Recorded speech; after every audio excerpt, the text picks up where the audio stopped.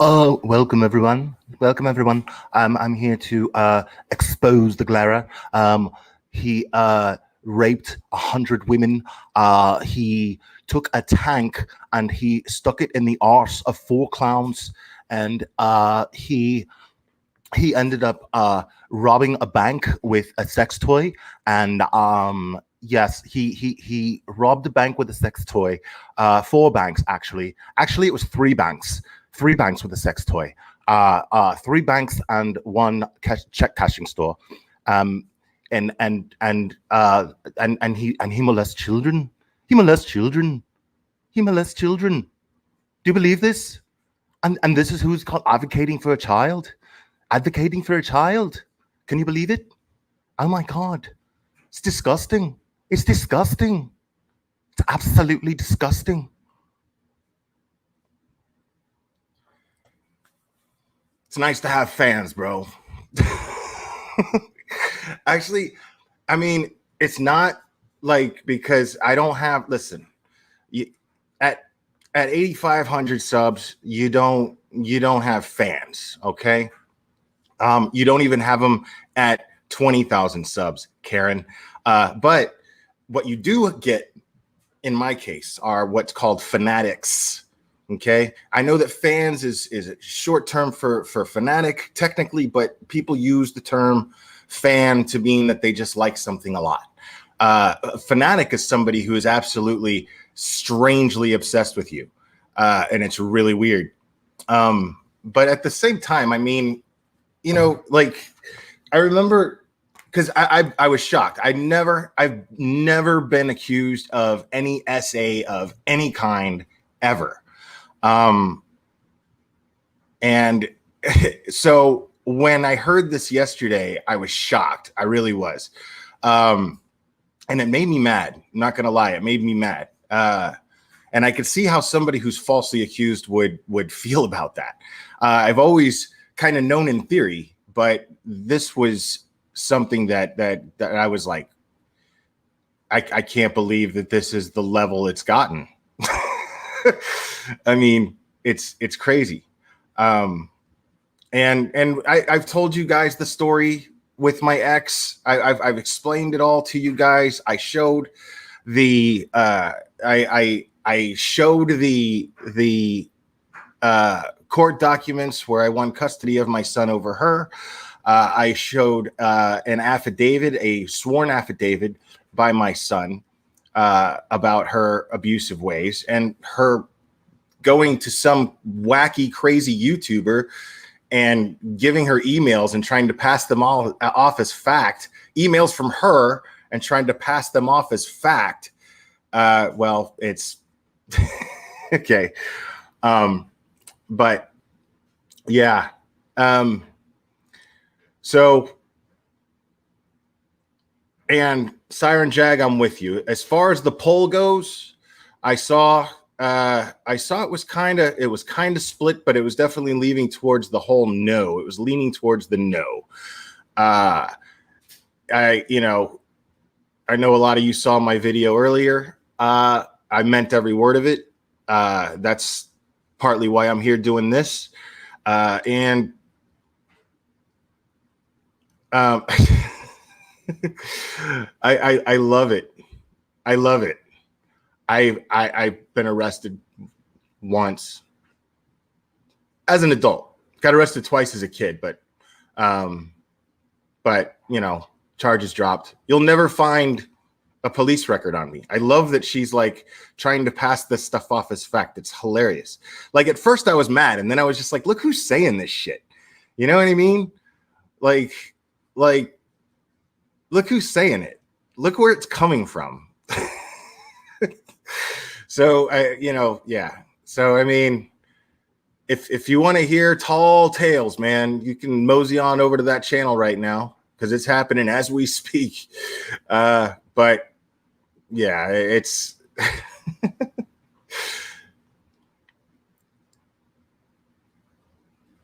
now anything that she's sharing that's an actual police document. I mean, since we're talking about this right now, I'll clear it up. People might have questions. That's fair. That's fair. so there's a police report that she went over yesterday. I have gone over this police report, not the actual report. This is the report of the story that I shared with you. JLL, thank you. Appreciate that. Let's see. There was nothing to retract. I don't recall you or Annie stating anything as fact except what came directly from deposition, always alleged. I'm in agreement with you there. I'm in absolute agreement with you there. I don't know Annie's reasons for making this apology and retraction, her genuine reasons. I honestly don't know them. But she's a hell of a creator. But you also got to understand, she is 9 months pregnant. She is ready to deliver any minute. You know, she could go into labor at any given moment right now. And I can only imagine that if I had to guess, okay, it's just a guess, that there was some sort of pressure coming from somewhere. You know, I mean, we're friends, but she doesn't tell me everything. And, you know, I just, I would think that there was pressure coming, because that's just how it looked. That's all I'm saying. It's how it looked, considering the climate today and everything going on, considering the bullying that's been taking place from Kelly's law, her law firms that she has under hire, and her PR firm. I mean, it makes sense. Oh, I'm not even surprised, Hex Drop. I'm not even surprised. I'm not surprised by that. Not even in the slightest bit. So,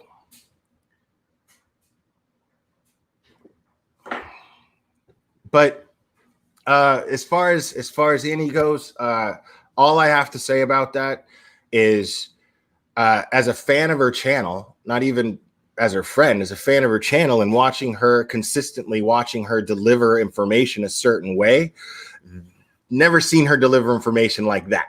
That's a first. That's all I'm saying. That's just my observation. But whatever her reasons are, I am not going to even begin to judge her for it, because she's a hell of a creator. She's never shown any lack of integrity in anything that she's done since she started her YouTube channel. And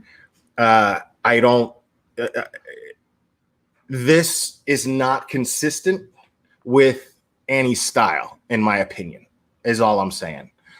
That's all I'm saying. It's not consistent. So I don't think that this is in any way a reflection on her character or her integrity in any way, shape, or form. And the bottom line is, everybody has a right to talk about or not talk about whatever they want, or whatever they feel comfortable with, or whatever they don't. So the fact of the matter is Annie dropped this case months ago. She didn't say anything that I recall of her that she was apologizing for. So I, it was just, the timing seemed weird. You know, she's about to go into labor at any point. She's very, very pregnant. I'm sure she has a lot of things going on right now. And she's going to take the time to make that video and release it. Just, it's just not consistent with the Annie we know. The Annie we know is very efficient. When she does things, they make sense. So that's all I'm saying.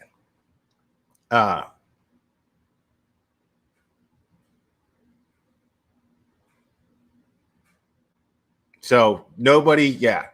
I am, and my video earlier today was in no way, I pinned a comment stating this, it's in no way a dig or a jab at what Annie did today at all. I absolutely respect any decision that she makes as a creator. She's earned my trust to where no matter what she seems to do, I'm sure there's a good reason for it. I'm sure there's a legitimately good, honest reason for it.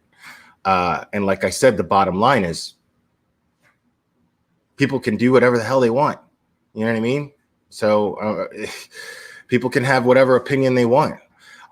It's funny. I have not judged anyone for having an opinion that Michael might be a parental alienator. I've never condemned anyone for having an opposite opinion on this case. I've condemned people's actions who are condemning Michael. I've condemned their actions. I've condemned people who support Kelly. I condemn their actions because it's consistent. Look at what's going on right now. Look at what's happening right now on this platform on another channel where somebody is dedicated. Instead of, let me state something here real quick, because we're going to go over some stuff. We're going to go over stuff that I've already gone over. The reason why we're going to go over it is because somebody struck my channel and had that video taken down. And I said I was going to go over it again, and I meant it. And I'm going to go over it again, and I'm not going away. I don't care what you lie about me about. I don't care what you say. I don't care how you threaten me. I'm not going away. Sorry. So that's how this live is going to go down. Because the fact of the matter is, truth is always the truth, and lies always change. Lies always change. And the person on that other channel that started this anti-Glare campaign, which isn't the first, by the way, this person is a proven liar. I mean, and not just somebody who you caught on a lie once or twice. This is somebody who constantly lies as they talk. As they talk, they lie constantly.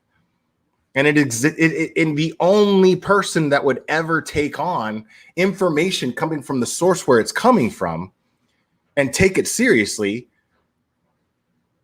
would be her, because anybody else would be afraid to look like a complete and total psycho asshole. That's a fact. That is a fact.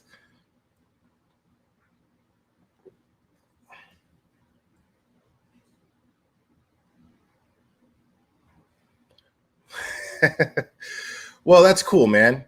I mean, yeah, like, I think that's a stand-up move, you know? I hope that that he feels the same way about me, as far as I'm dealing with it now too. So that's good to hear. I appreciate that. GG Petro, you go, Will. They're trying so hard to shut the truth out. Exactly. Why are you trying to lie so much? And why are you trying to cover up so much? Why are you trying to shut people up so much? I'm not over here telling you to not watch Limey. Do whatever you want. In fact, if you believe anything like that, I can't do anything with you here. You can't do nothing with the truth. There's nothing you can do with the truth. It's not for you. I'm not going to do it. You all thinking I'm about to do a Jack Nicholson. I'm not going to do it. No, Kelly has never contacted me. Not directly. She's had lawyers contact me, but she's never contacted me directly. No.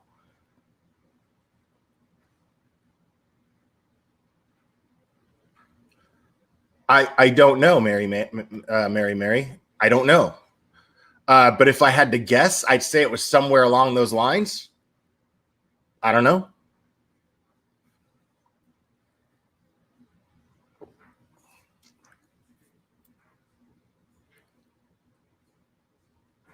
So yeah, I mean, yeah. So this live, the purpose of this live stream, people, is just to shake my ass in everybody's face. That's all I'm doing. I'm boogieing, all right? Because I'm not going anywhere. And I'm going to keep saying the same stuff over and over again until there's a final decision, and it's absolutely pointless. But I'm going to the end of this. That's it. As long as there's something to talk about, I'm talking about it.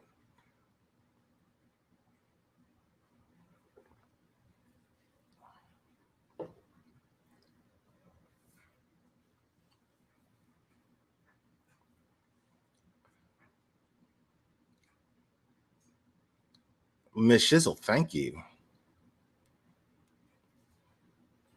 All right, add that to the rape victims right there. I smiled at her. Okay, add that one to the list. So remember, guys, let's not forget Okay. Hold on a second.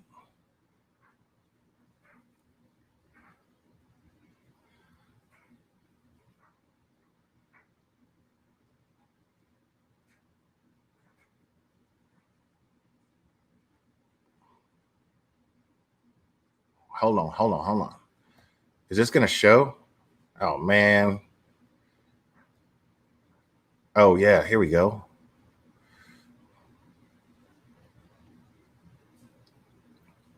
Let's not forget, people. Okay. Now, this here is the transcript of the phone call.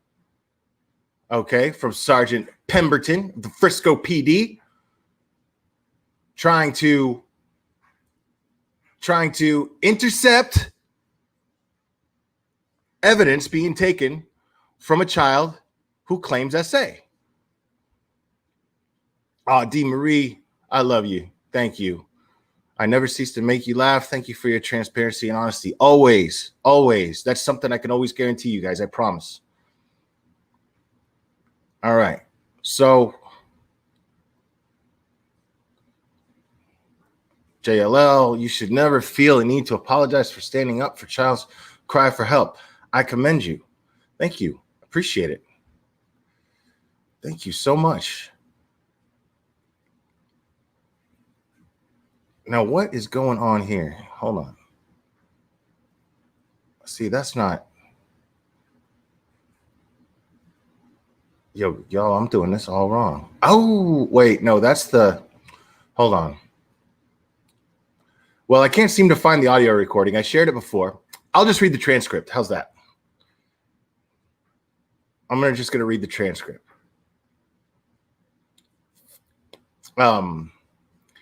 And if Limey ever wants any screen sharing tips, she could just email me. No problem. I'm happy to help. Happy to help.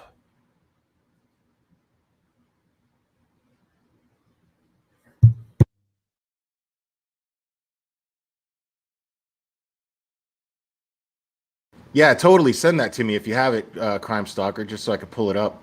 That'd be great. And I got to tell you, hey guys, subscribe to Crime Stalker. Subscribe to Paige's channel there. She's been real helpful. It's just me and her right now. Mandy BS, thank you so much for that. It's just me and her right now. We're the only ones. But she's been doing great work, going over the court documents and seeing as she's pretty well versed in family court. She was able to, now she's not an attorney, but she's worked in family court before, so she understands how it works pretty well. And so she absolutely does a really good job of going over the court documents and helping the layman such as us understand what's going on a little bit better. And she's actually been a lot less biased than I have. As a matter of fact, that's something else. So if you want a more non-biased opinion, definitely check her channel out. And it's fun too. It's fun. The last few times I've been on her panel, I've had a blast. Marianne, thank you. Appreciate you.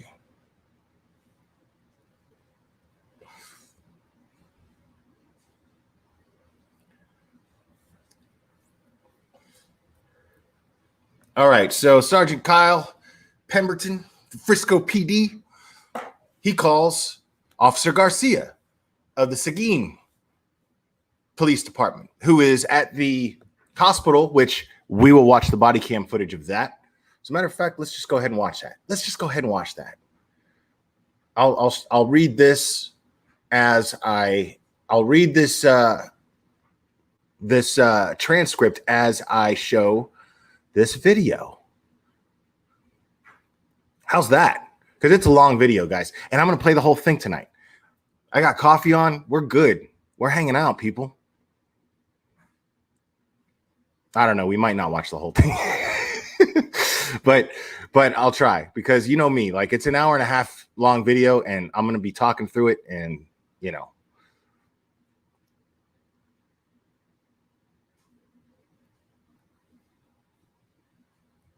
All right.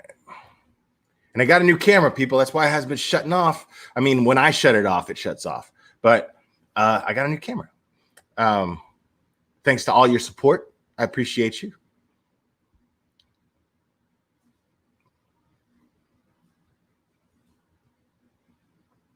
All right, so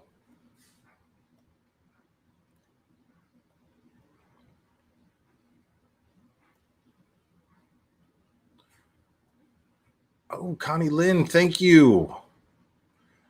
Utmost respect for you. Keep doing your amazing work. I can't highlight it because I can only do one thing at a time here, but thank you so much, Mama Bear 9380. Did they ever get the results of the kit processed? Apparently, from what I've seen, I saw Courtney shared that with me, so that's how reliable that is. But when I was live with Michael, she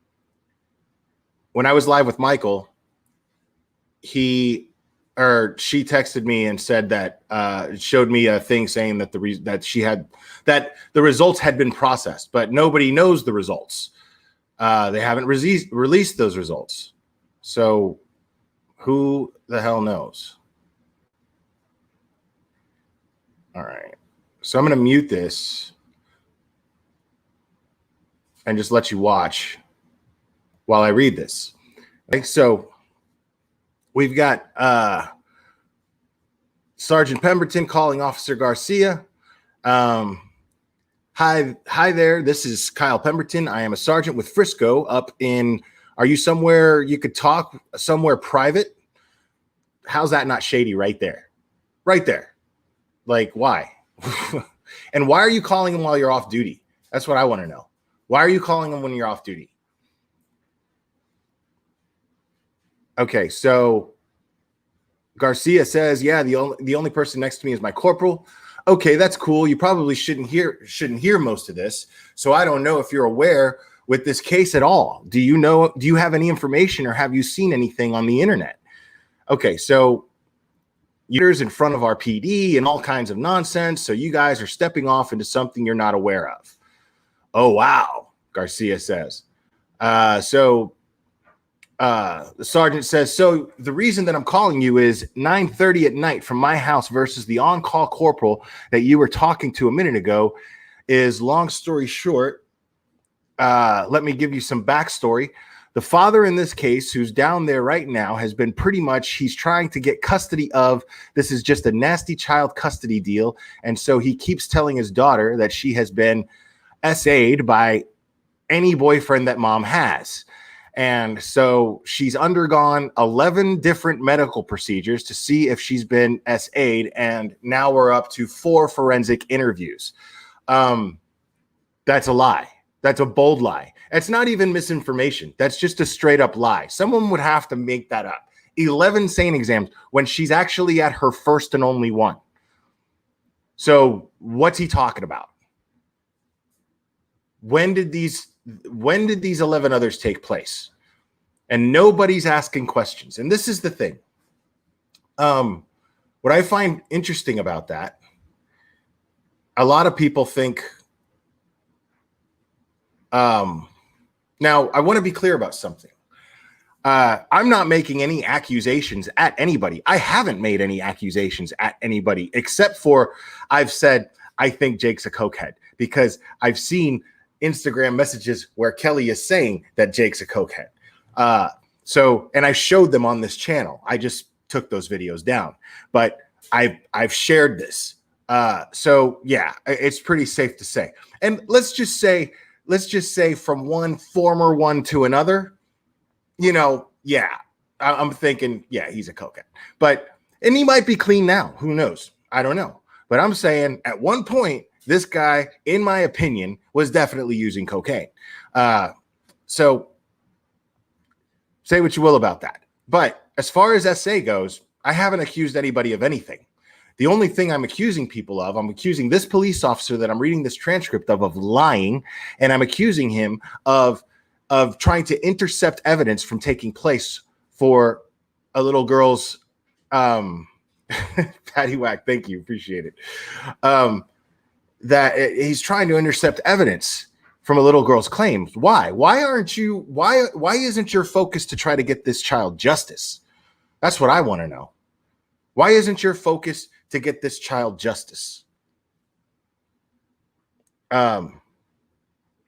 Because he's slick, because he's coming off like that. He's coming off like that. But he's coming off like that by saying, "Oh man, it's actually the father," which I'll get to. Like, that's the actual abuse that's taking place. Why would he go out of his way to say that? It's the most unethical thing in the world. I bet you if I ask any cop, the only reason a cop would ever even defend that is because they feel loyalty to other cops. That's the only logical reason I could ever explain that. That they would ever do that, which is defend what this man's actions are here in this transcript. So I've never actually accused anybody of anything. What I have been doing is asking questions. Questions like, why is this cop going out of his way, lying to a fellow officer of a different precinct, a different jurisdiction? Why is he going out of his way to do that? Okay? Why is he going out of his way to do that? Why is he lying? And why hasn't the results of that SANE exam been made public, or at least been somehow released to somebody of authority? Why haven't the parents been made aware of that? Because I'll tell you right now, I'll bet you $100 that Kelly's little PR firm, our good friends at Red Banyan, would most definitely share that if they had it. And if it was of a positive, if it was of a negative result, meaning negative that she's clean and everything's good. So that's the only logical reason that I can imagine.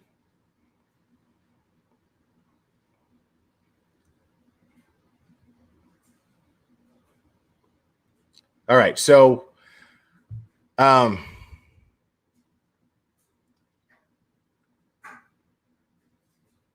so this is the third boyfriend she has. This is the third time she's been claiming to be SA'd. The 9-year-old is now getting old enough that she's like repeating things and kind of adding to it herself. So the short version of why I'm calling you and telling you all of this is she was screened in Frisco on Thursday. She had a forensic interview in the Child Advocacy Center on Thursday morning. She was then screened in Frisco Friday by two CAC detectives, which are the Crimes Against Children's detectives. I mean, I'm screwing this up, guys, but I'm reading a hell of a lot better than the person on that other channel who comes from the place where the English language was invented, for the record.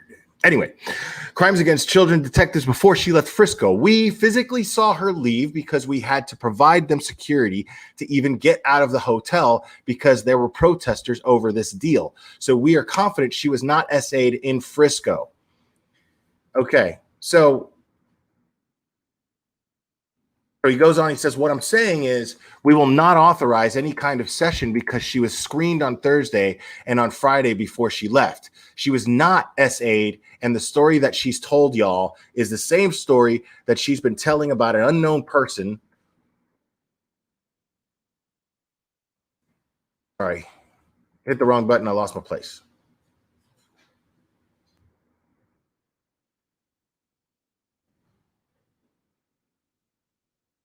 Okay, hold on.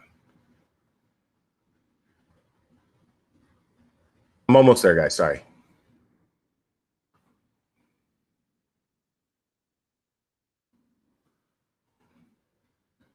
So an unknown. The reason why she's told y'all the same story that she's been telling about an unknown person coming in on top of her, and she didn't see who it was and what's doing on her. That's the same thing she said every time. So right now, he's actually admitting that her story's been consistent. which I find interesting. So Garcia says, okay. So Garcia is just pretty much listening here. So the sergeant says, so I'm sure you're going to want to have your sergeant call me, or you tell me what you need from me. Like, what can I do to get you to stop this? Unreal. So Garcia says, that's basically it. My corporal right here, he can hear you. You can hear him. Okay. The corporal says, so that's basically it. I think we went ahead and signed the consent to do it. We'll take the RDA. We'll take the cover for that. But this gives us a little more backstory with it. So see this right here, this corporal right here, I'm getting the vibe, and I can't speak for his feelings about everything. And hold on, guys. Let me just do something here real quick.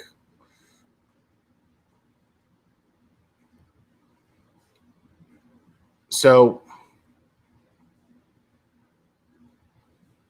I'm going to play that part. I'm going to have to search it, but I'm going to continue with this phone call. It's not going to take much longer. But I feel like, I don't want to speak for this corporal, but I feel like he's feeling like, okay, this is odd. You know what I mean? But he wants to extend a courtesy. He wants to make sure that he's extending courtesy to a fellow officer. And I don't blame him at all. And so he seems to just be straight up like, we've already signed the consent, but we'll take it. We'll deal with it. You know what I mean? It's not going to be your problem. So you don't got nothing to worry about. So in this very cordial way, it came off as though he was just, like I said, very cordially saying, this is kind of weird, but we got it. We're okay. Don't worry about it. But I don't know that for sure. It's how I'm taking it. It's how I'm reading it, considering how unusual and unethical this phone call is.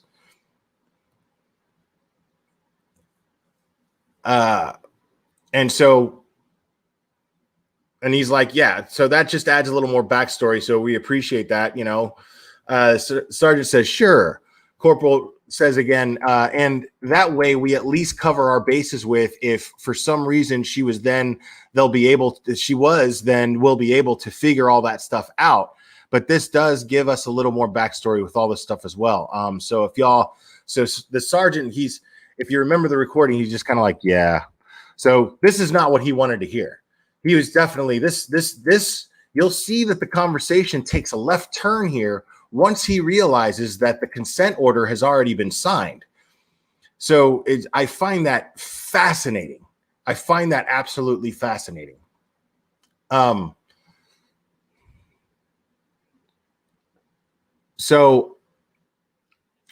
says, so if y'all have this kind of interview thing going on, do y'all need our case number in case y'all need, unless y'all have it? That way. So he says, can you just email me? If I just give you my work email, can you send it there, please? Then y'all can just send it to me. Absolutely. Yes, definitely. So I can text it to this phone number, or I can give it to you right now over the phone. Yeah, if you could just text me your name. I already got you're a sergeant, your email, and I'll send them over everything after that.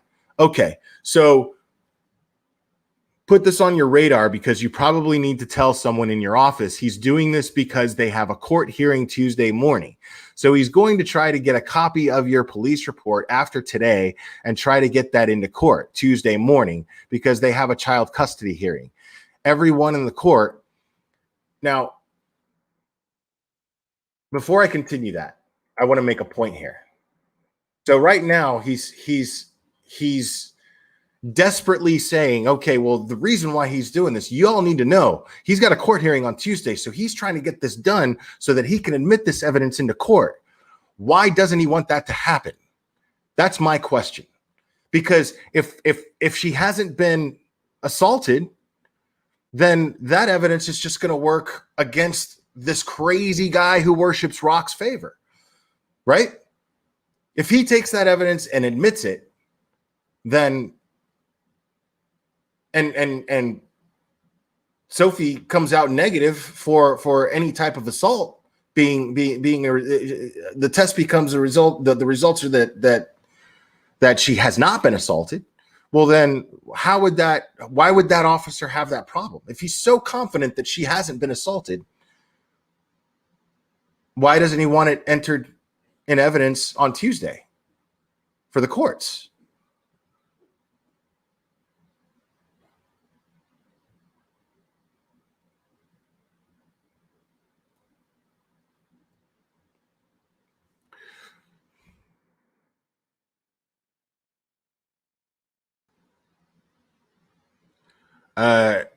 Everyone in court, because our agency is involved in that, and there is another agency up here. I'm trying to remember the name.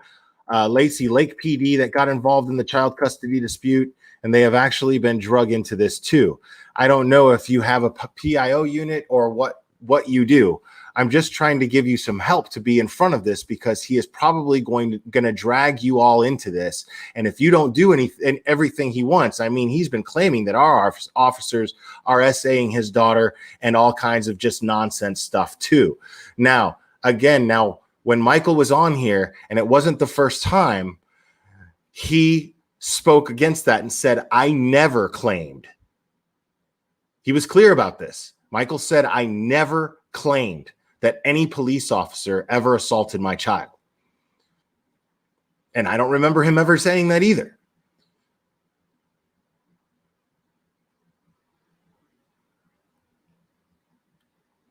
So the corporal, I mean, you see what I'm talking about here? So now that do you see the shift in the focus?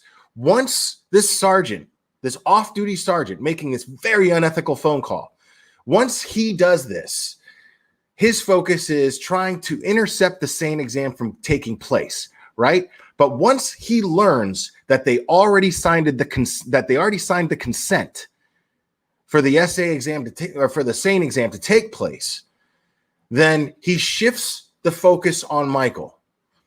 He shifts the focus on Michael, and he starts focusing on saying, oh, well, Michael, the guy's crazy and he's accusing officers. You're a cop, can you believe he's accusing officers? That's how crazy he is, man.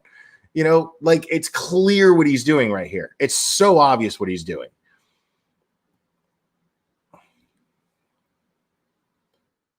The corporal says, well, maybe it's better that we did authorize the exam. That way we're at least covered. It shows that we did everything we could to do what we could do over here. Now, whether or not whatever the findings are, right. I mean, that's what any cop would do in that situation. Any cop that's actually doing his job is going to go, okay, well, I'm glad that we authorized it. So nobody can say we didn't do anything. You know what I mean? Like, what does this guy expect to do? What does this sergeant expect to happen out of this conversation? That he's this corporal is going to magically be like, holy, what? Dude, what? Man,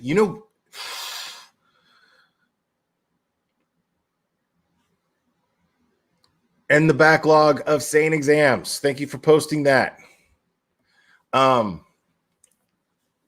So yeah, what does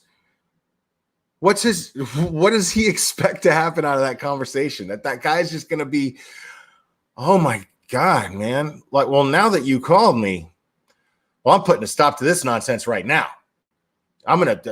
Listen, hey, no way, because another police officer called me on the phone just now. No way that child was assaulted. Do not authorize that test. Like, no, dude, the guy's going to collect evidence. That's it. Like, the way that he's describing it is like, okay, well, if I'm the guy getting this information, and then this is the first time I'm hearing about this information, I'm going to go, well, I guess we better get some proof and make sure. You know what I mean? Like, which is all I'm asking the Frisco PD or anybody above them to do with this case. That's all I've been doing. I'm just asking them to handle this the way that the Seguin Police Department handled it in this phone call. I don't think that that's unreasonable. I don't think that's unreasonable at all.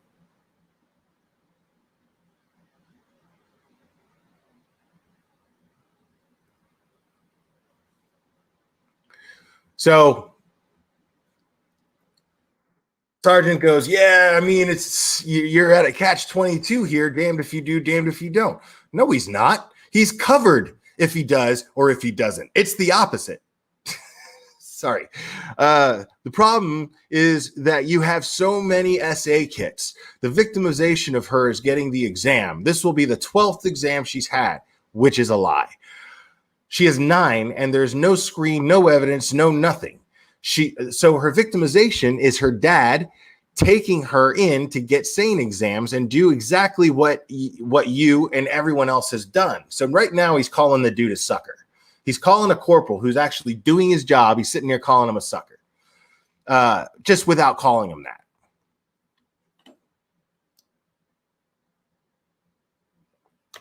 that. Is you go off, my God, me gotta get a SANE exam because we can't risk it. And so that is becoming her victimization. And he's also trying to make these officers feel like they're allowing abuse to take place. They're enabling the abuse to take place. It's incredibly manipulative. And we know this is manipulative because he's lying about the 11 other SANE exams. So what else would his motive be of trying to intercept it? Is the SA kit because her father keeps telling her she's being SA'd by an unknown ghost practically? Like, there's no person she has ever named specifically. So that is why we are not going to authorize another one, because we've already done one. Plus 2 forensic interviews. Plus she was screened by a trained detective. And then we watched them leave our city. Like, we know it didn't happen, at least in Frisco. But I totally get it on your end, and that you're just covering yourselves, because that's, of course, what an agency would do as soon as someone walks in saying they've been the victim, giving that's what we're trained to do. Corporal's like, yeah. That's all he said. He said, yeah. So I'm just trying to give you a backstory, because I can guarantee you came Tuesday morning, they're going to try and get it. I don't even know they can get it from your records department. Probably not that fast, but they'll probably be trying to get somebody subpoenaed. It's a nightmare. It's an absolute low nightmare. Okay. Why is he taking it so personally? You know what I mean? So Corporal's like, well, I'm kind of glad we authorized that. The way that way they can't come back with any kind of media backlash with us. At least we didn't do our job. He is repeating himself. This corporal is saying the same thing over and over, and this sergeant is not getting it. He's getting it. He's just hoping to change his mind. He's hoping to influence him. He's hoping to manipulate him. But this guy's not budging. This corporal's not budging. No, and I'll tell you, there's no. And I said national media, and I guess I misspoke. The actual news media will not touch this because they know that he is a mental health consumer. The dad believed he was Jesus. He tried to start a cult. Like, this is all documented years ago. Okay. Where? So he's like totally nuts. He's like totally nuts. That's how I picture him. I mean, if I didn't hear the phone call and I was just reading this and I didn't hear the phone call, he's just like totally nuts.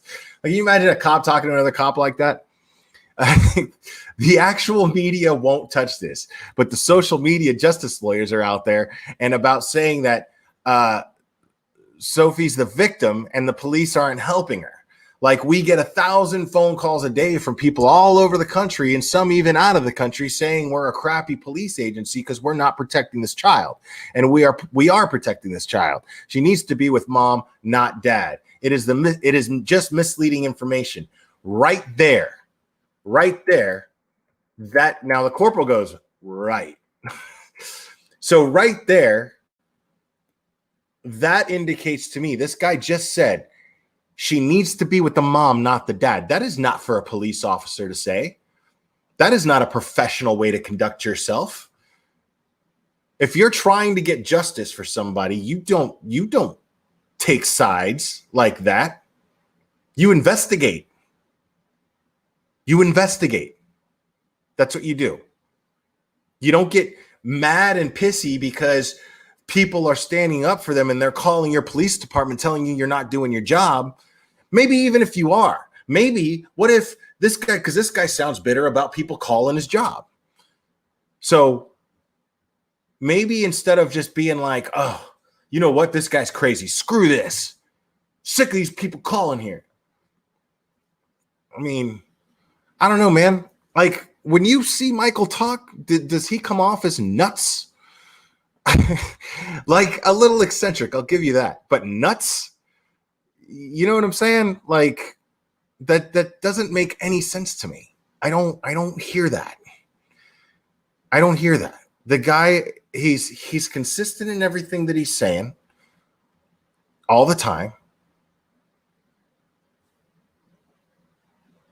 And his focus is always in regards to protecting Sophie.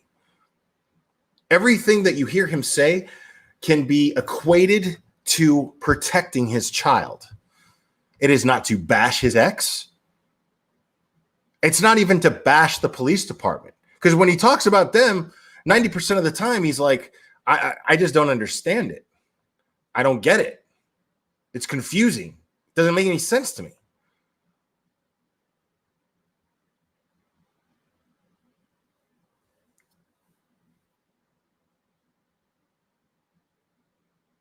I mean, it's just, it's so strange. It's so bizarre.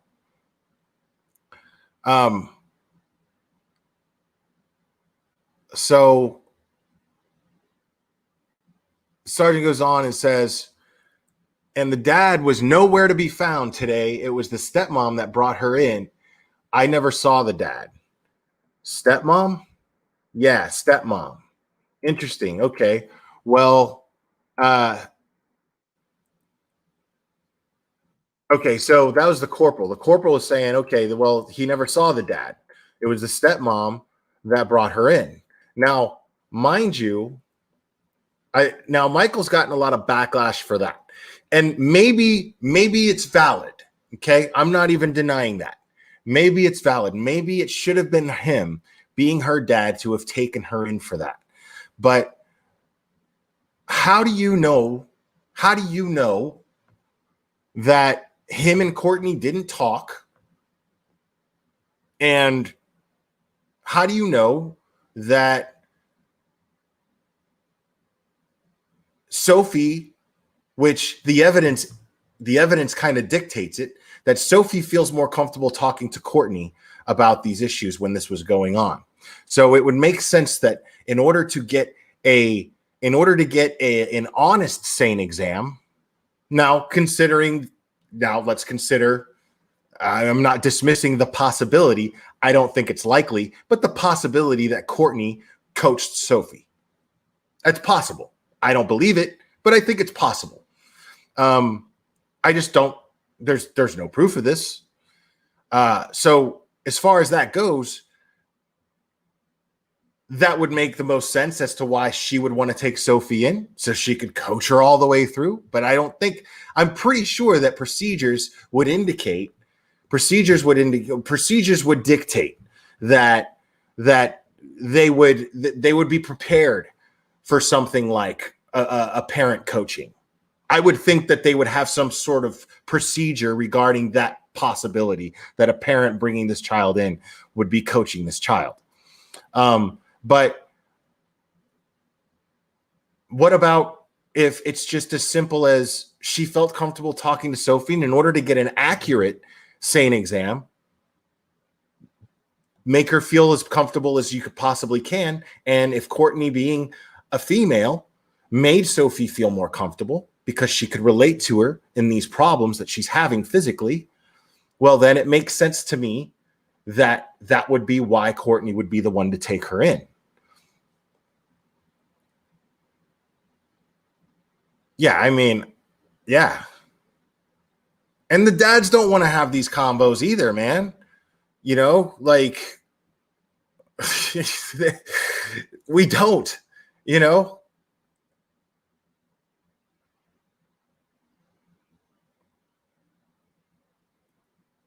All right. So So now that he's realizes that he's been trash talking Michael all this time, and now he's sitting here going, "Oh, interesting."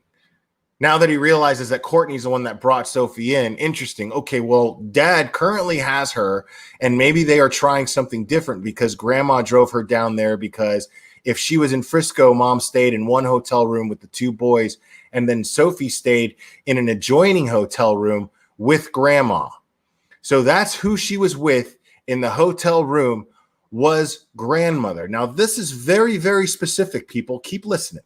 This is very specific. He seems to know a lot of details here. So let's go into those details one more time. And the focus of me going over these details is just to indicate how specific he is with them. Okay, well, Dad currently has her, and maybe they are trying something different because Grandma drove her down there because if she was in Frisco, Mom stayed in one hotel room with the two boys, and then Sophie stayed in an adjoining room with the grandma. So that's who she was. That's who she was with in the hotel room was grandmother. No one snuck in there and SA'd her, but grandma's like her safety person. She is like court-appointed mediator or middle person, trying to take both sides. Her state person or whatever the hell they call it. So I don't believe it. And he mumbles. Corporal says, "What's the name?" I don't remember his name off the top of my head. Wait, what?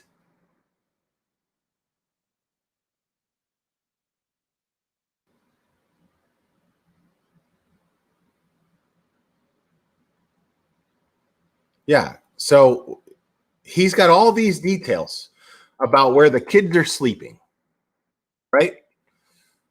All these details where the kids are sleeping, who they're sleeping with, all of this, all of these details, folks. This officer has that, but he doesn't remember Michael's name.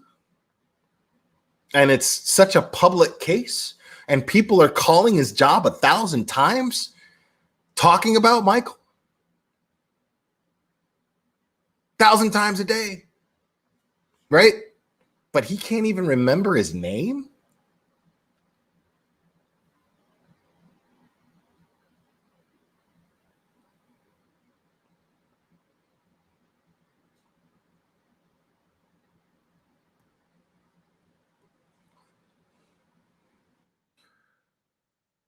So he says, "I don't remember it off the top of my head." So Garcia says, "Okay, let's see if I can look and call Elton, the lieutenant, right quick." Yeah, I'm not trying to make this huge, but at the same time, you probably ought to let whoever your night watch commander is just a basic heads up, because what is going to happen is that when this is done, Dad is going to get on Facebook and start live streaming and say, "I'm here and at so and so police department, and they just did a forensic exam because she was S8 again and blah blah blah." He does it every time. So I mean, but you don't remember his name, huh? Right.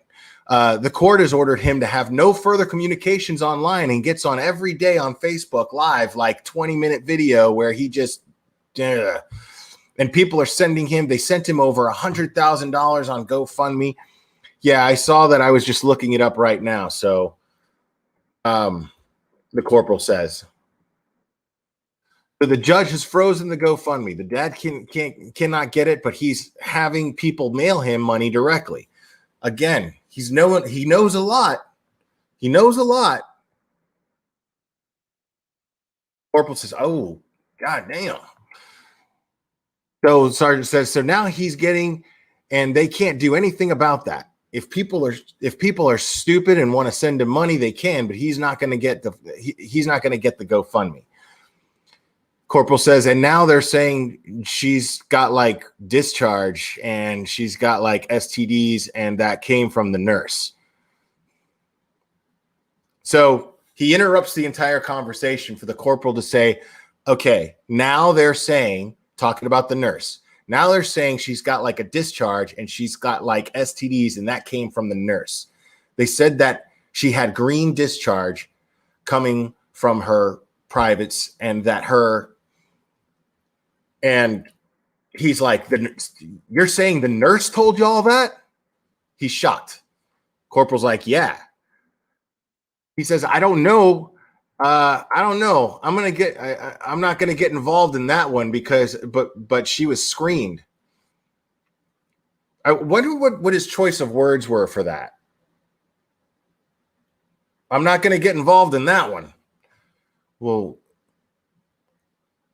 what do you mean?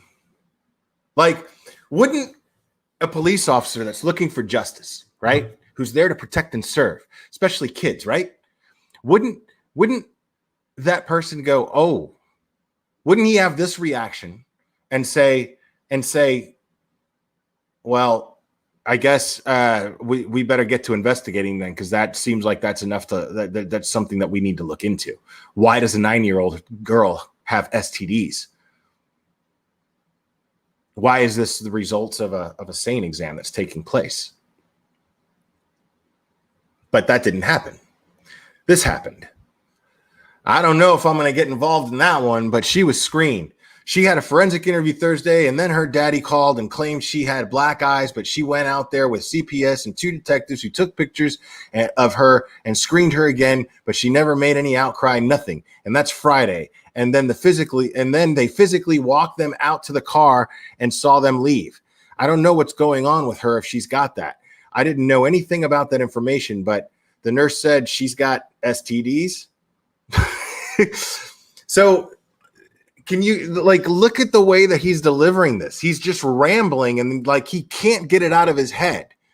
He's like, the nurse, he needs that confirmation to end his statement. The nurse said she's got STDs. Corporal's like, yeah. And I don't know where the nurse is getting that from. Or so, I mean, why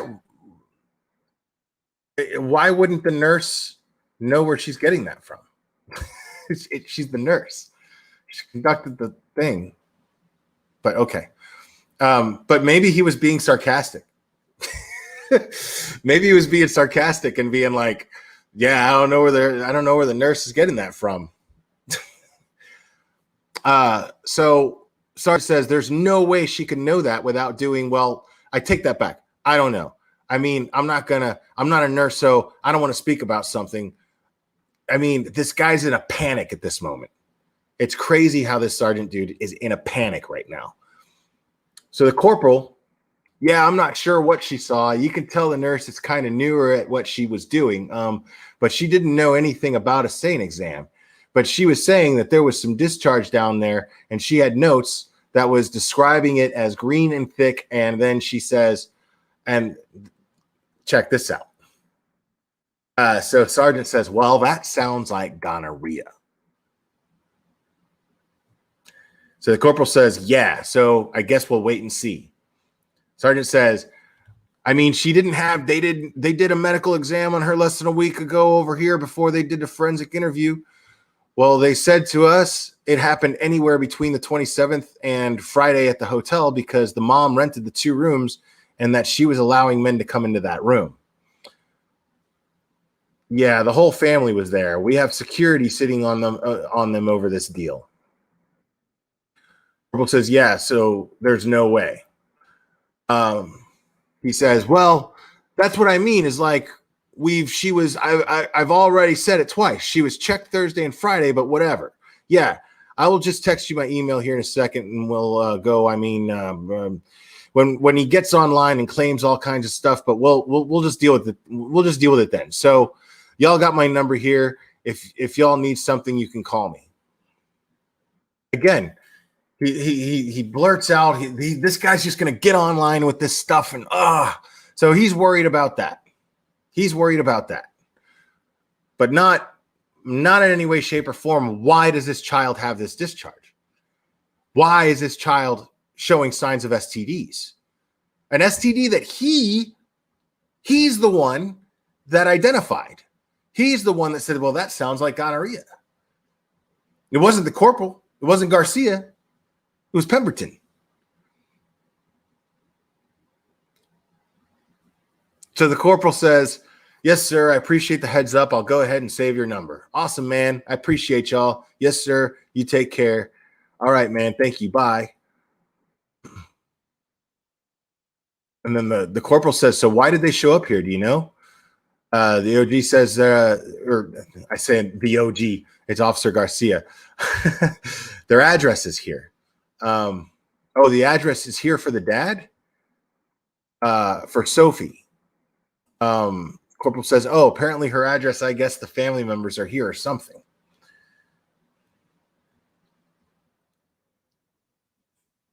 So, I mean,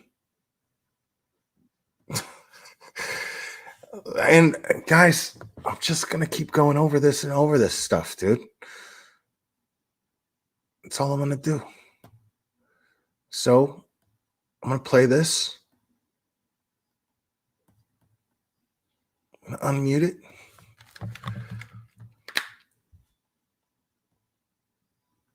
Tessa. Yeah.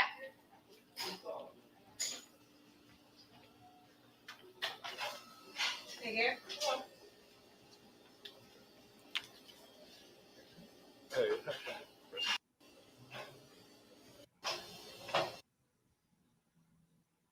I can't even remember where that part is, but I'm looking for it. I'll get all the information, then I'll contact Frisco PD or Frisco SO, whatever it is. It's gonna be in Dallas, and I'll go from there. Oh, yeah, no problem, man. Bye. Yeah, I think it's closer to this. Report in room 14 and 13.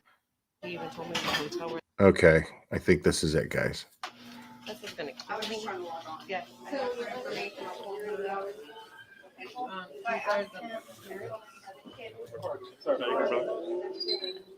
She lives with her stepmom, Courtney Jesus, and father, Michael John Long, and those are their phone numbers. This is her address.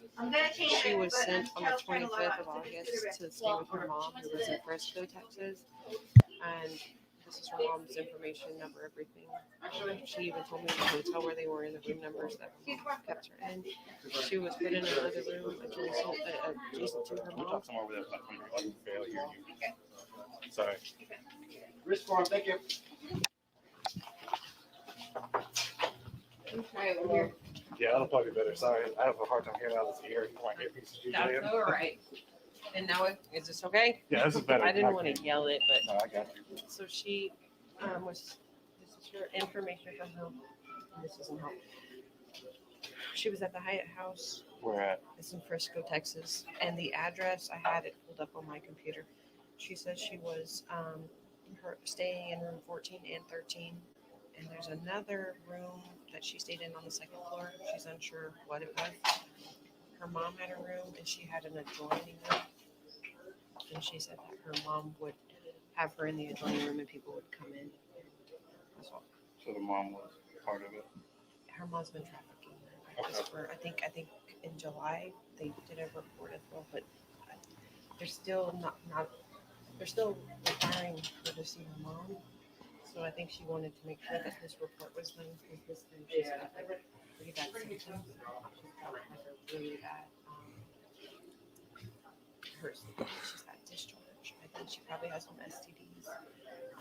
She's only 9, so we got to make sure that I don't know what we're gonna do yet. Okay. But They all requesting a staying there or anything? I already did. I got Debbie coming in, and I've called the CPS report. I have the number. Do you need the report number? For CPS? Yeah, I have it on my. I put it in for me. So I called CPS and did a report. Mom says she has Chelsea Deal is her physical CPS, and that she has another report out with her. I don't know who that was though. I'm just kind of reading it. So what's her name? Right here. Sophie, Mail for it so you can get her. Summary. Here's her demographics. Here's her social, and here's her address, and she lives there with mom and dad.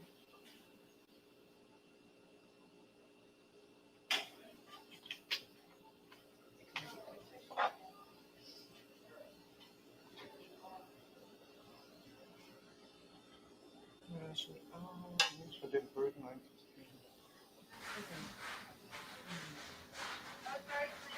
It's okay. 9/16/10. Sorry. Give me 1 You can take it off, Tessa. Yeah. Oh yeah, I hope Michael sues the shit out of her. If I'm being totally honest, there's a few people I hope he does. Hey, Frisco, Texas.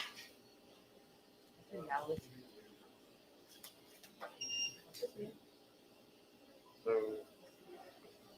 SO, you right?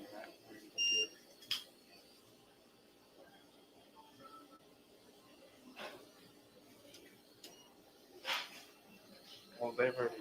Do you need us to okay the thing again? Or are you already doing that? I think she's coming in to do it. They've already called somebody. They already got a same exam. I think we were just told to call y'all at TPS.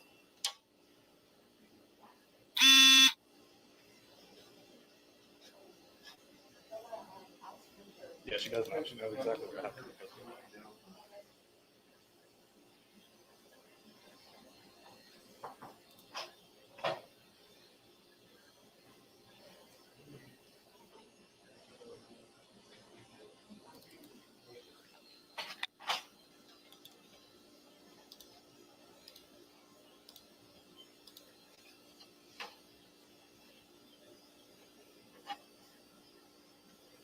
Yeah, which is why.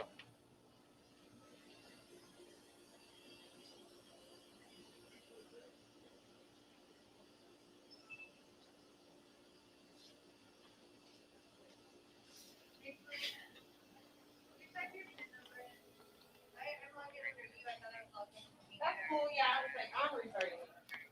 Sorry. Yeah, I mean that's what I'm gonna do, but it just doesn't make sense why SO isn't getting involved. It's not ours. They're working security, but they're working security. Yeah, no, I'm going to, but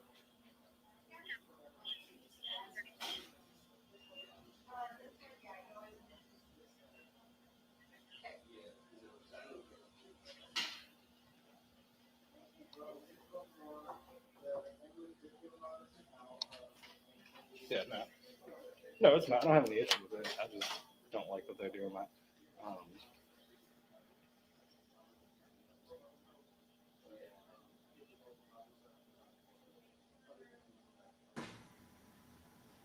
Yeah, no, it's okay. So the stepmom is the one that brought her in. The mom is sex trafficking her in Frisco. So she went to stay with the mom. The mom had two adjoining rooms. The mom's letting her go into the other room, and the guys come in and do their thing tonight. Yeah. So yeah, I'm gonna get it all. I'll get all the information, and then I'll contact Frisco PD or Frisco SO, whatever it is. It's gonna be in Dallas, and I'll go from there. Oh, yeah, no problem, man. Bye.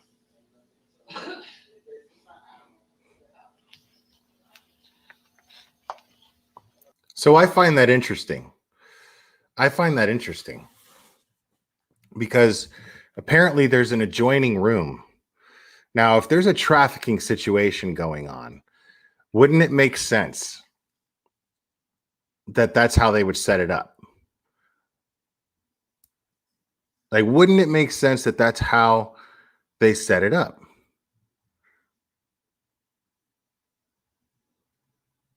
I mean, that the mom has an adjoining room that would allow other men to come in.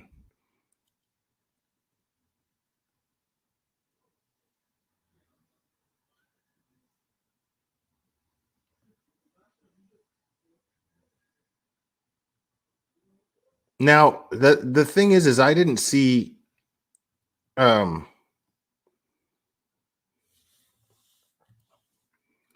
oh man, please. That doesn't concern me in the slightest. The thing is the stuff is all lies, dude. Like that's why I'm not worried about it. Like there's the stuff there's actual police reports of and court records of. I've shared on my channel. I've been totally transparent with you guys. That's what I started this channel for. I was was I a person of questionable character at one point? Yeah, yeah, you could definitely say that.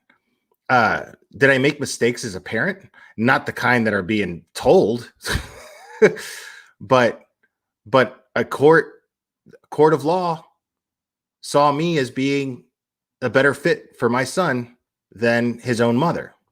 So that should tell you something. So, I mean, these people can do whatever they want. You know what I mean? These people can do whatever they want. The truth, like I said, is always the truth. And lies change on a constant basis. I heard a police officer say that once.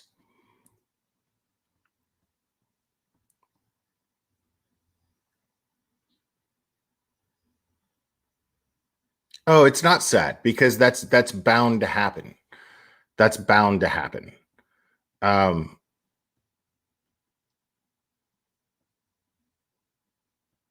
I mean, I could sit up here, guys, and um,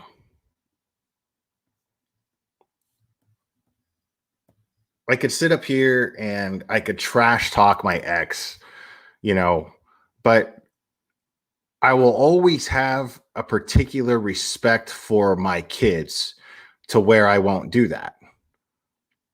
This is what I see in Michael. I see him refusing to actually trash talk Kelly because it's out of respect for his children. He has every right to. I mean, the things that she's doing clearly merit it. We read the deposition. He's not taking cheap, underhanded shots. He had 5 different opportunities where he could have filed and basically taken custody because of Kelly's violations. He could have done this, but he never did. He never did. He never had the intention of alienating his children from their mother. What he had was an intent to get to the truth in order to protect his children. That's all this has been about.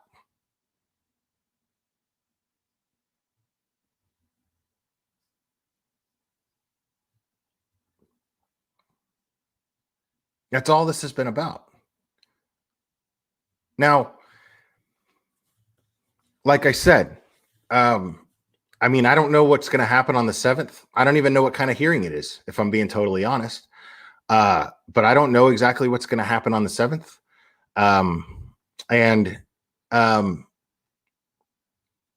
All I know is law enforcement does not consider Sophie to be in danger with her father right now.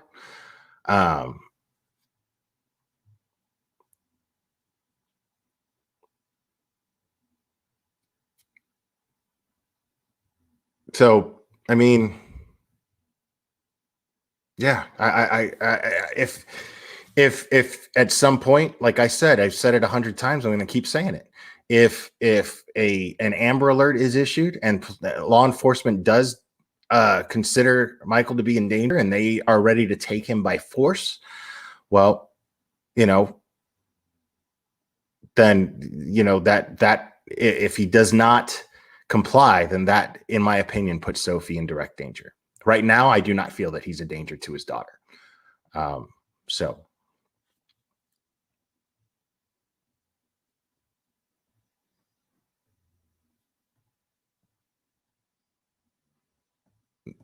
They moved it up. When do they move it up to?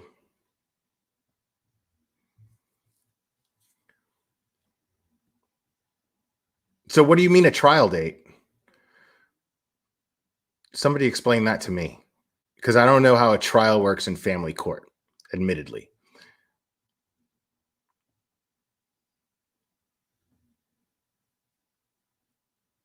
I do not think I do. Actually, somebody shared them with me. I will do that on another live stream. I'll go ahead and share those on another live stream. Thank you for reminding me. Maybe I'll do that tomorrow.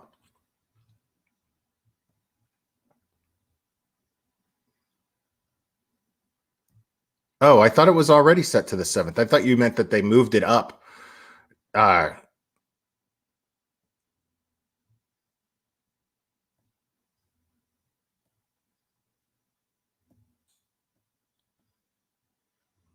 Right. But he has not been granted a jury. So it's just a trial by judge. I mean, it's yeah, I know. You can see that I'm melting down.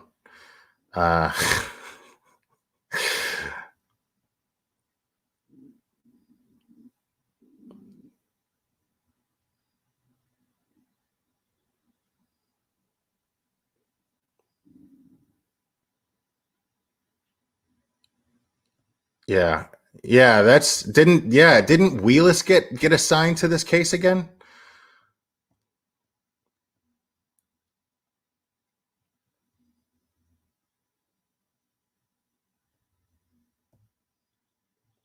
Crime Stalker, if you want to come up here, tell us what you know about what's going on.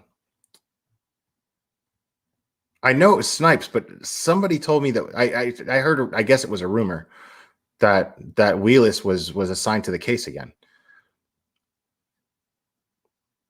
No, I know that. What I'm saying is I heard a rumor that he was assigned to the case again, or she was. I don't know which one. I just heard Wheelis.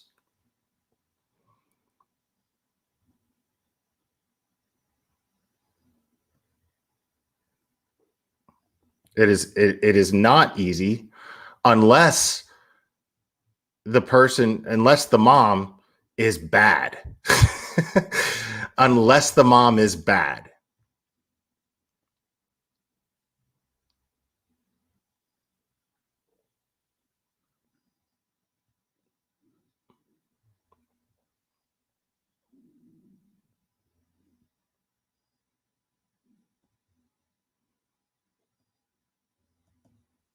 Yeah. But I'll get a little personal with you guys. I'll share a little fact that's being talked about as far as my situation goes. So I won custody of my son after I found out that he was being abused. I received pictures from his sister of him having marks of someone grabbing him around his neck. He was 15 at the time, and he had bruises around his arms from someone grabbing him. So this, of course, was a concern. But at the time, I was not. I live very minimal, so I don't mind. Jesus Christ, will somebody get rid of this idiot?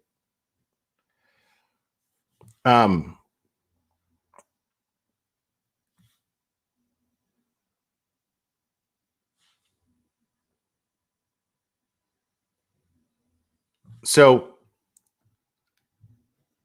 what took place was, as soon as I found out, I flew out to California. Now I arranged with my brother to take him in while I saved up and got a 2-bedroom apartment, because I was just renting a room because it's cheap.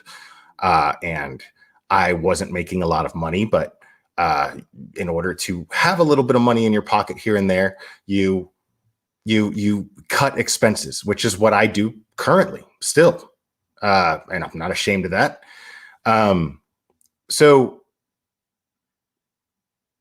So I was never, this is where I've always failed my kid. And I'm not proud of it, but I always made bad decisions. And I never made anything of myself to be able to make money. And so luckily, thank God for my family, that they came through when the situation happened, because of course my family sees him as family, and they were like, yeah, something has to be done right now. So my brother stepped up and I kind of manipulated the situation. I did, because, and this is where a father will do anything that he can to protect their child. And so what I ended up doing was I knew I made it 100 phone calls. I even called an SVU detective that I used to date. And I asked everybody everything. I called CPS in all these different states because I was in Georgia. My son was in California, but he hadn't lived there long enough to be a resident. So he was actually a resident of Florida. Nobody lived in Florida anymore. And my brother lived in the state of Washington. So,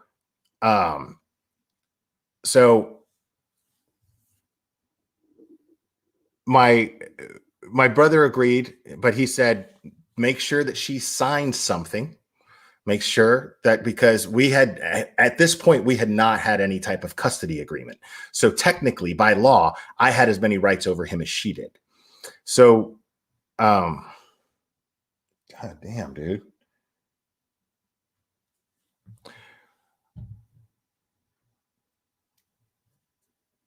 So technically I had as many rights over him as she did. And hold on a second. I got to check something here.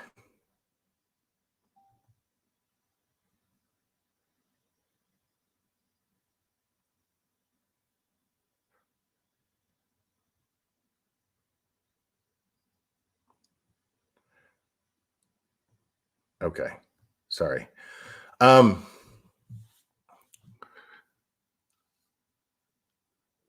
And so the agreement was, what I did was, because I called all these different agencies, and I came to the conclusion that basically if I called her and had her arrested right then on the spot, my son would end up in the system. And it would be really complicated because he's in California and he's not a resident of California. He's a resident of Florida. Nobody lives in Florida, like I said.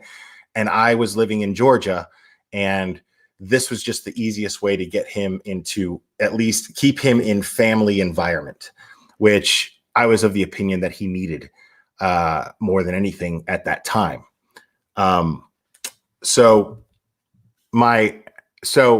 basically what I did was my brother was like, you have to have her sign something that agrees and get it notarized that she agrees to give me access to his medical and school records if he's going to stay with me. I said, okay. So what I did was I basically just went down there. I was down there the next day after they told me. And so I confronted her and her husband, and I said, you're going to sign this, or I'm going to take the physical evidence, meaning the pictures that I have. And my son was more than willing to talk to the police, because I'll never forget the words that he told me. I said, son, I was straight up with him. He was 15. I said, son, you're gonna have to understand that what may happen here is you might end up in a group home. And I can't tell you for how long. And his words to me, his response to me was, I don't care. Get me away from them. That was his response to me. And that's all I needed to know. So, of course, it took like 2 days. She stalled, and her thing is always, oh, my health. She's nobody knows what the hell's wrong with her. She's always, my health. No, whenever she gets cornered, she's my health. Right. So, so this was, this was her thing, what she would do. But I just wasn't having it. And I was like, you're going to sign this thing. And then I got to a point, it was like, I got a job to get back to. So if you don't sign this thing, I'm just going to call the cops, and then I'm going to have you arrested, because my son was ready to just, press charges. So eventually she finally signed it. We went and got it notarized. I was as nice to them as I possibly could have been the entire time. It was hot. My daughter had kicked them out of the apartment and wouldn't let them stay in the apartment. because she was fed up with what was going on there, and they were staying in their car just down the block, and I would come down and give them cigarettes and give them water, but my daughter and her husband would not budge, and I can't blame them. They were in a 1-bedroom apartment in San Diego that does not have AC, so no. They were tired of having them there, and they were tired of the fighting, and they were tired of the trashing their house. So she kicked them out. Now, he goes and he stays with my brother. Okay. It took a little longer for me to get my, he said 6 months, but it took a year. But it took longer than I wanted to for me to get us a 2-bedroom apartment. But I did this. I got us a 2-bedroom apartment. And he stayed with me, and we were very happy, at first, but my son and myself, we both struggle with depression, but because of the abuse, he was diagnosed with depression and PTSD and something else, and I can't remember what it was. I mean, this was a few years ago already. This was like 5 years ago, or 4 years ago. I'm not sure. Closer to 5 years ago, at least. Yeah. But I can't remember what that last thing was. But you know, I had no experience of single parenting. I hadn't even had any experience actually parenting in years because she wouldn't let me talk to him. I have emails that I could share where, which I'm not going to do now, but if you all demand it, I will. But, you know, I don't think you guys really care about my personal life that much. But considering that this is going on, I can understand you guys wanting to understand. And so,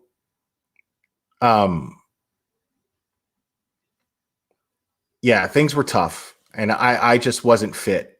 And I can admit that I was not fit to take care of him and meet his needs. He had special needs at this point, psychological special needs at this point, and he needed more counseling than I could provide him. He needed medications that I could not afford.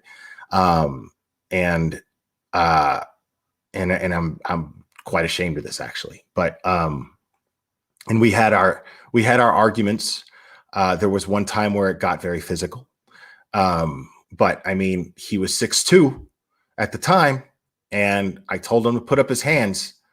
He did something that no man is gonna put up with, and I don't think any father would disagree with me. And it was bad. And I'm not proud of that at all. But it was an isolated incident. We kept it between us. And then he just wanted to sleep on the couch and not do anything. And I just couldn't get through to him, couldn't get him to feel motivated, couldn't get him to feel happy about his situation. And I worked.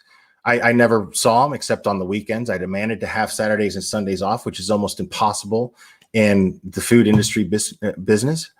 And my boss agreed to that. But constantly being on the phone and talking to lawyers and police officers trying to get her prosecuted for the abuse, it affected my job.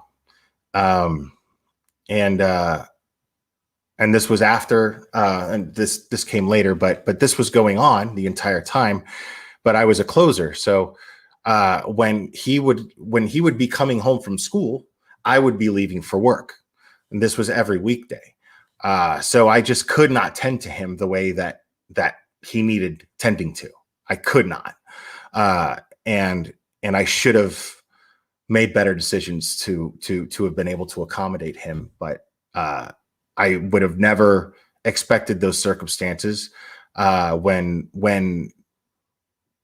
me and his mom were young, we had our problems, but she was always a really, really good mom. She was an excellent mom. At least around me, at least what the kids said, it wasn't until they became teenagers that things started to get bad, apparently.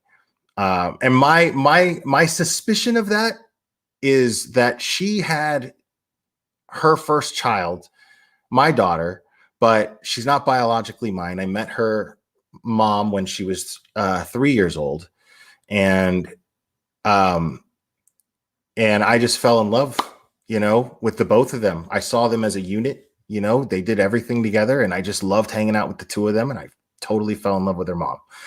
And I adored her more than anything. But she always wanted to argue.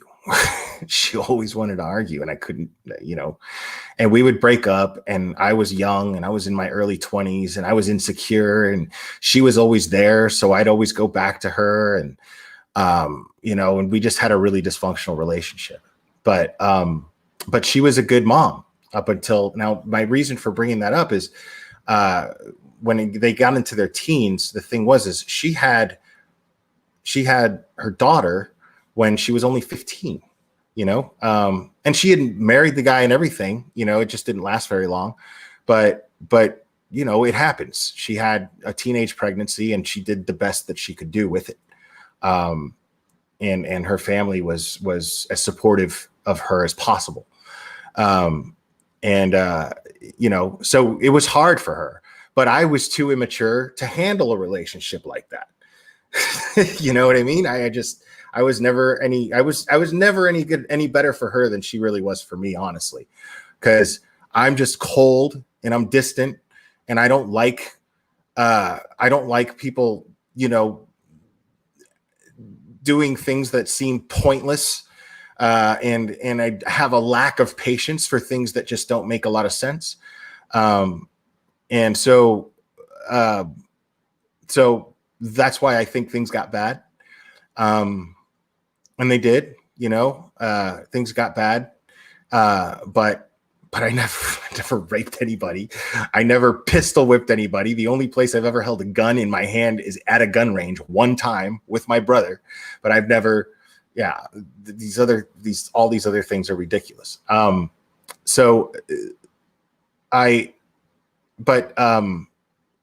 Fast forward to my son and his needs. I just couldn't meet them because I was unfit. A judge said that I was, because he saw that I was caring. I had a job. I had everything needed to be the better choice than the abusive one, in the judge's eyes, basically. So,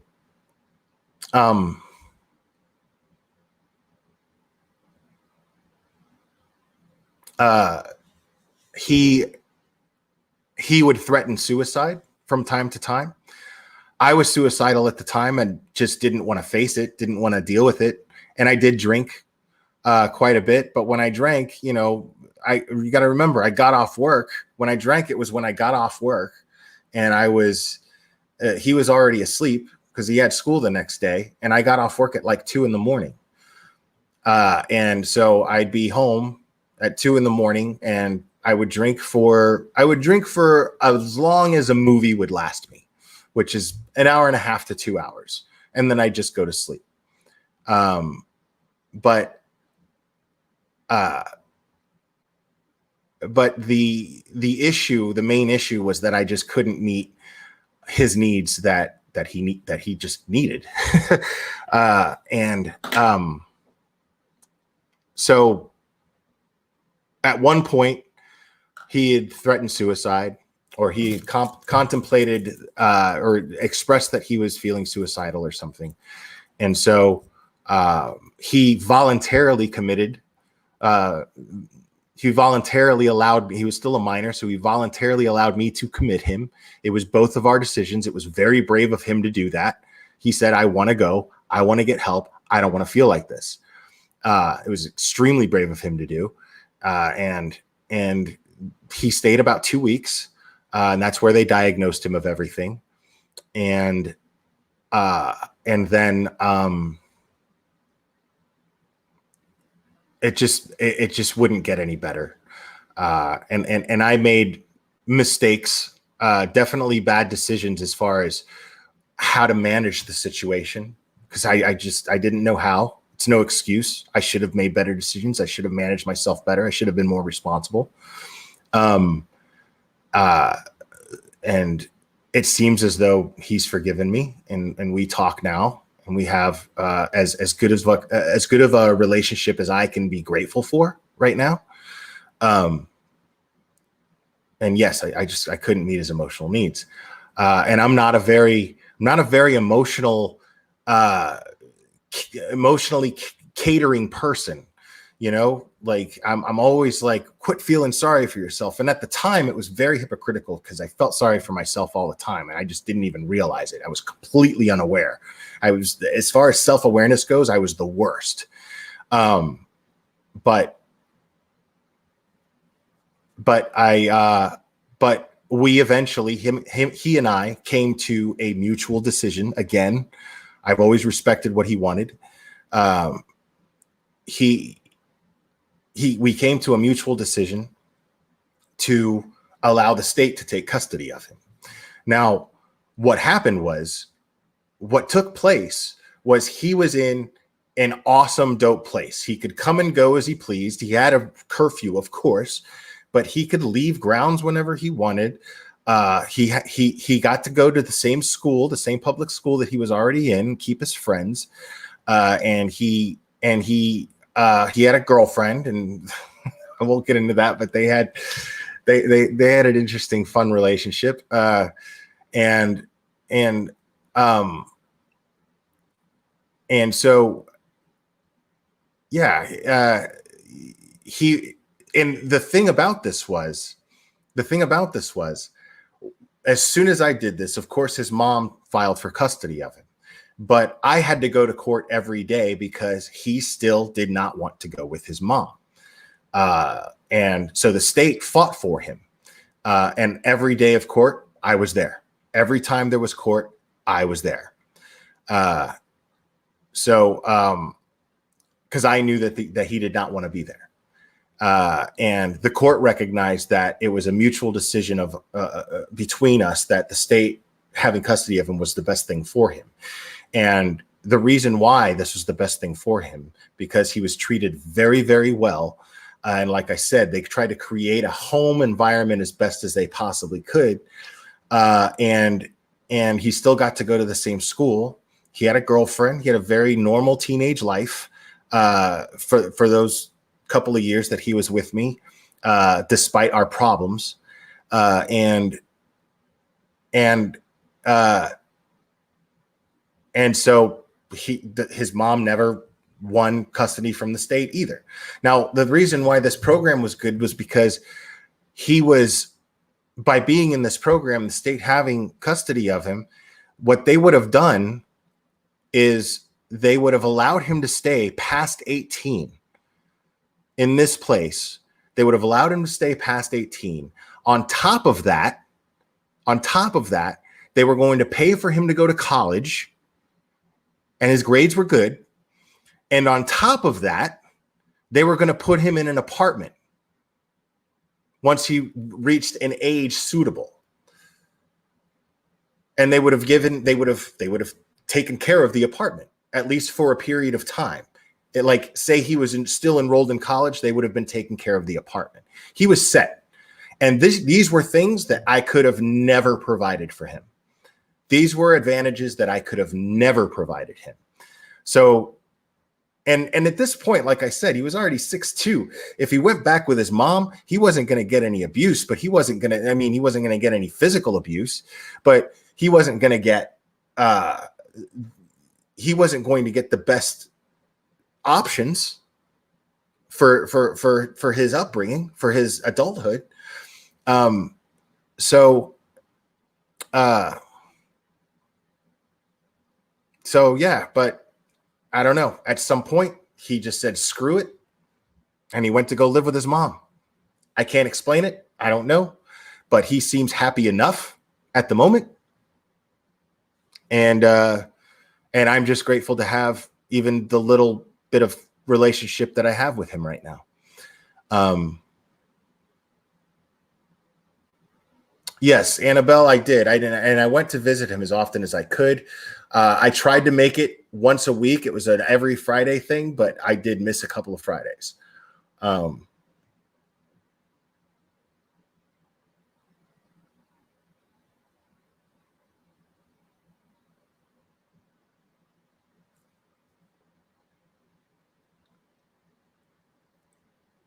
And no, I never showed up to court drunk. That's ridiculous. Yeah, completely asinine. Yeah, I mean, we were both at the time like, yeah, this is great. You know, both he and I were like, this is awesome. But I don't know why he decided to go back to his mom and give that up. I have no idea. And that caused a big problem between him and I. And we argued about it, and it got to a point to where we didn't talk. And just in the last, maybe, I don't know, year, we've been in contact. And I do what I can for him. You know, that's all I can do. I didn't do an amazing job, but I can say that I believed I was doing my best at the time.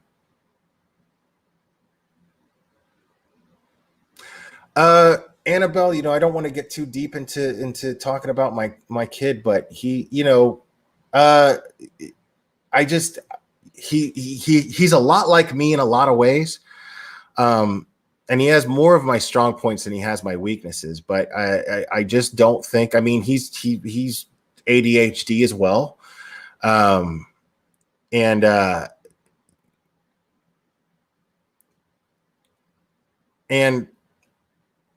you know, so I just don't think that, I think the social part of school he liked because he did love school. But what's funny is a lot of the work came just very easy for him. You know, while he was with me, I came up with a I forgot what it was called. I think it was called a PIP. But it was a basically an education plan that was specifically designed for him based on tests that he took. So the school that he went to is actually one of the best public schools in Georgia. So they had a great education program. So IEP, thank you, Annabelle. It was an IEP. See, I'm not very good at this. I wasn't very good at it, but I did what I could. I went to every meeting with every teacher. Yeah. And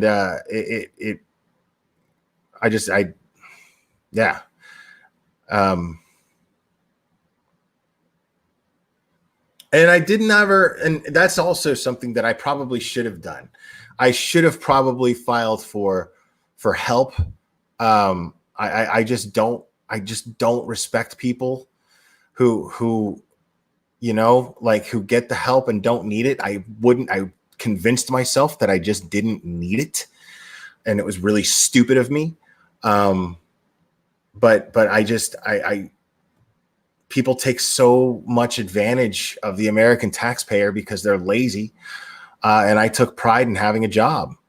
And I took pride in working for having what we have. Now, I worked at a pizza joint as a manager, so we ate a lot of pizza. I won't lie about that.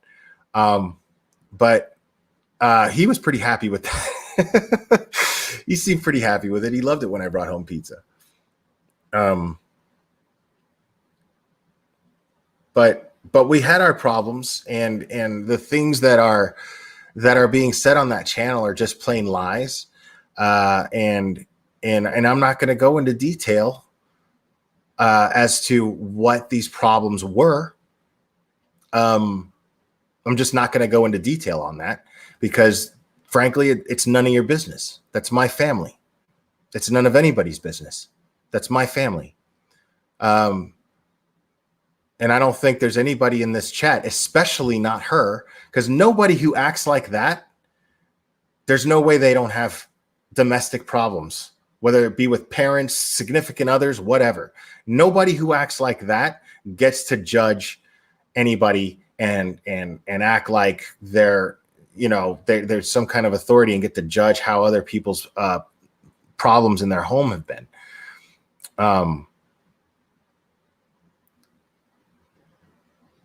So, you know, again, you know, she continues to do this. And again, man, you got to use your eyes, people. Look at the actions. Look at the actions. You know, why am I the focus? Why am I the focus? Why isn't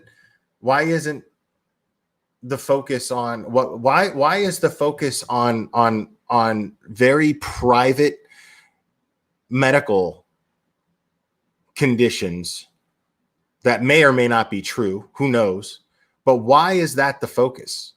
What kind of a person tries to prove their case? What kind of a person tries to prove their case by sharing things about somebody's butt? How is that relevant to anything? And you have if Katie Joy is over there and promoting this, I mean, all that does is prove every single YouTuber that talks about her right.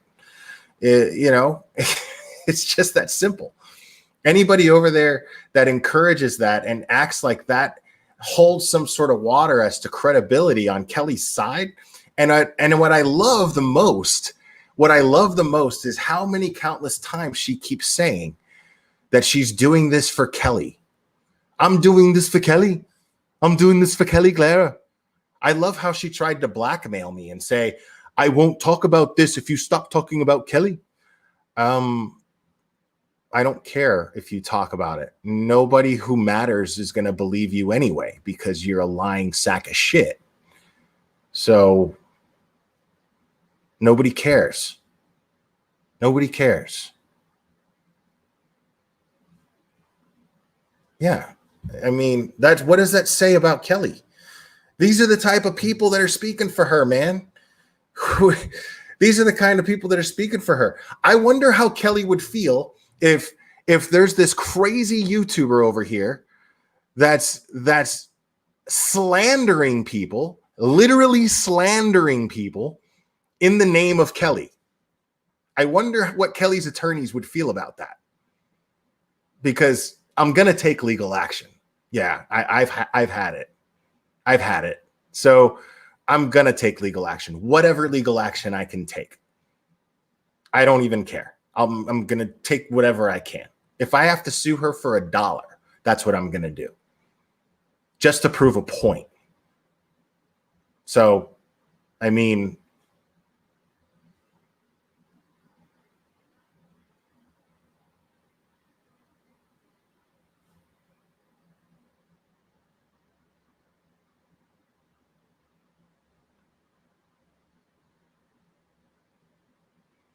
yeah, that's basically what it is. It's what it seems like.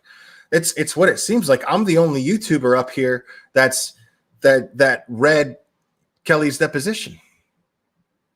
I'm the only YouTuber up here showing what kind of a person and where her interests seem to lie. And all she's doing is proving me right. All these other YouTubers are doing is proving me right. That the narrative is only let's trash and threaten everyone to keep them quiet. She's not coming forward with anything. She's not saying she doesn't have a PR firm to make herself look good. She has a PR firm to make everybody else look bad. Why do you think that is? Why do you think that is? I'm going to tell you. I'm going to say that I think it's because there's nothing good to report. They don't have anything good. They have nothing to make her seem positive. So what's the move? Make everybody else into a negative light. Try to silence them.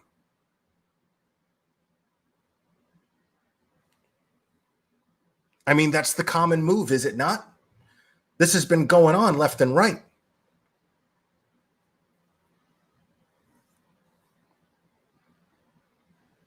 And again, every single YouTuber that actually matters as far as how many people listen to them that have covered this case in defense of Kelly are being sued and have been sued before.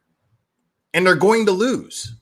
And they're being sued for defamation and for slander, for lying. And they don't have anything to do, and these lawsuits have nothing to do with this case. That's not Michael suing them. Well, first, Jeepers Creepers, first it was 6, then it was 3, then it was 2. Or then it was 2, and then it was 3. I don't even know. So, yeah, guys, the truth is always the truth. A lie always changes, people.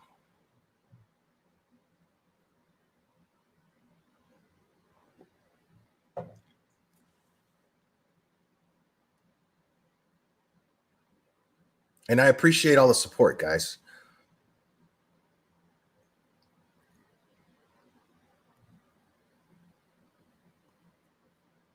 And, you know, on a personal note, like I said, I mean, I was a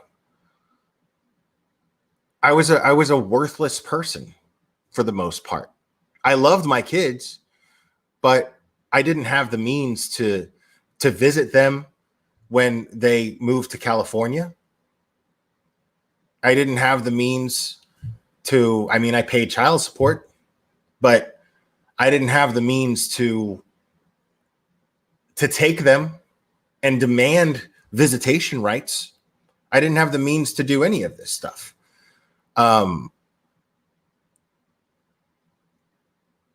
So, you know,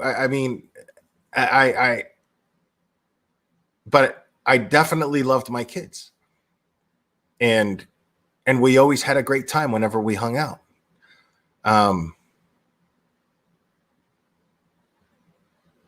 And then they became teenagers, you know, and I don't know what the hell happened in that house. I don't know what the hell happened.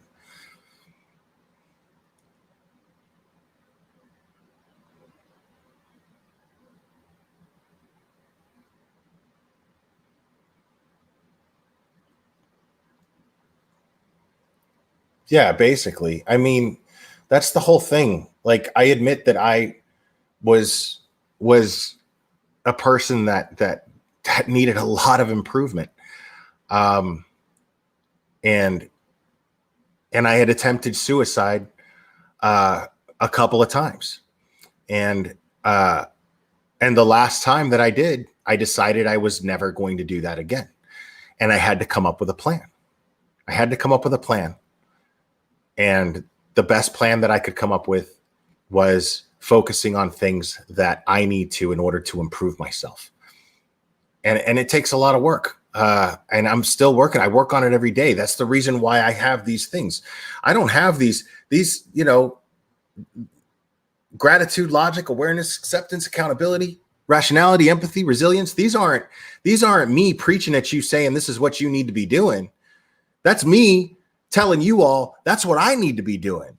That's what I got to work on. These are things that have caused me, not focusing on these things, have caused me to be a shitbag who just feels sorry for himself. That's all they did. So I chose, I was like total Shawshank, man. Get busy living or get busy dying. This is it. Because I can't keep going like this. And so when I was in my lowest place, I came up with this. The lowest place I've ever been, I came up with this because there was nowhere to go but up. And I needed to build a ladder. And this became my ladder.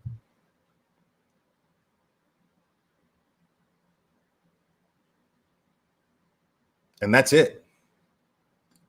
And it's a struggle every single day. Every single day, it's a struggle. I have to make a conscious effort to meet these qualities, guys. I'm a shitbag who doesn't want to be a shitbag. That's the truth.